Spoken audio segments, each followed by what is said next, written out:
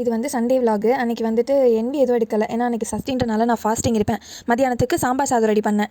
குயிக்காகவே பண்ணிடலாம், இது சூப்பராக இருந்தது. ஆனால் நான் இதில் என்ன பண்ணேன்னா புதுசாக கேப்சிகம் ஆட் பண்ணேன். டேஸ்ட் எப்படி வரும்னு யோசிச்சுட்டே இருந்தேன், ஆனால் சூப்பராக வந்துருந்தது.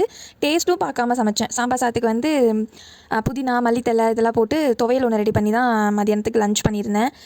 ரொம்ப சூப்பராக இருந்தது. ஆனால் ரெண்டுக்குமே நான் வந்து டேஸ்ட் பார்க்காம தான் சமைச்சேன் ஃபஸ்ட் டைம் இது. ஆனால் நல்ல மாதிரியாக வந்திருந்தது. சரி ஓகே, ஓரளவு நல்லா தான் சமைக்கிறோம் அப்படின்னு நினச்சிட்டு இருந்தேன். சமைக்கிறப்பே அப்போ கவுண்டர் டாப்பையும் க்ளீன் பண்ணிடுவேன். ஏன்னா என்னோட கவுண்டர் டாப் வந்து ரொம்ப சின்னது, அதனால் வந்து அதை க்ளீன் பண்ணால் தான் அடுத்தடுத்து யூஸ் பண்ண முடியும். அதனால் அப்படியே க்ளீன் பண்ணிடுவேன். ஆனால் லஞ்சும் சாப்பிட்டுட்டு ஈவினிங் போல் வந்துட்டு சாமிக்கு பிரசாதம் செய்கிறதுக்காக ஒரு ஸ்வீட் ரெடி பண்ணேன். ஹெல்த்தியாகவும் இருக்கணும் அப்படின்னு நினச்சிட்டு ஓட்ஸில் கேசரி மாதிரி ட்ரை பண்ணேன். இது வந்து 1 கப் ஓட்ஸுக்கு வந்துட்டு 3.5 கப் அளவுக்கு தண்ணி ஊற்றி வேக வச்சுட்டு கேசரி எப்போதும் பண்ணுற மாதிரி தான். இதில் வந்து நான் நாட்டு சக்கரையும் ஒயிட் சுகரும் மிக்ஸ் பண்ணி தான் போட்டேன். நான் எப்போதுமே வந்து நெய்யில் முந்திரி மட்டும் தான் போட்டு ஸ்வீட்லாம் பண்ணுவேன், ஏன்னா எனக்கு திராட்சை பிடிக்காது.